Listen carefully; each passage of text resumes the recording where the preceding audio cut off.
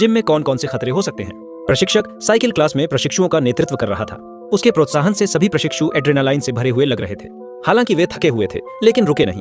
शारीरिक परिश्रम के कारण उनके शरीर में बहुत अधिक पानी की खपत हो रही थी, इसलिए वे खुद को तरोताजा करने के लिए क्लास द्वारा दिए गए पेय पदार्थ पीते रहे। उन्हें इस बात का बिल्कुल भी अंदाजा नहीं था कि खतरा उनके करीब आ रहा है, क्योंकि प्रशिक्षक धीरे धीरे अपनी गति कम कर रहा था। सभी को लगा कि वह बहुत थक गया है और उसे आराम की जरूरत है, लेकिन अगले ही पल उन्हें यह देखकर झटका लगा कि प्रशिक्षक सीधे फर्श पर गिर पड़ा। यह दृश्य देखकर सभी प्रशिक्षु डर गए। उन्होंने तुरंत 911 पर कॉल किया और पैरामेडिक्स तुरंत मौके पर पहुंचे। इस समय तक जांच के बाद वह व्यक्ति कोमा में चला गया था। पाया गया कि उसका रक्तचाप बढ़ा हुआ था और उसकी हृदय गति बहुत तेज थी। उन्हें संदेह था कि यह अधिक परिश्रम के कारण होने वाला रैबिडोमायोलिसिस हो सकता है, लेकिन तभी हैन ने देखा कि उसके होंठ सूख गए हैं, जो गंभीर निर्जलीकरण का संकेत दे रहे थे।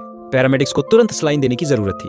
हालांकि प्रशिक्षु संशय में थे, क्योंकि वे कसरत के दौरान लगातार पेय पदार्थ पी रहे थे, इसलिए निर्जलीकरण कैसे संभव हो सकता है। ठीक उसी समय एक लड़की ने भी यही लक्षण दिखाया। जल्द ही एक एक करके प्रशिक्षु बेहोश होने लगे और स्थिति नियंत्रण से बाहर हो गई।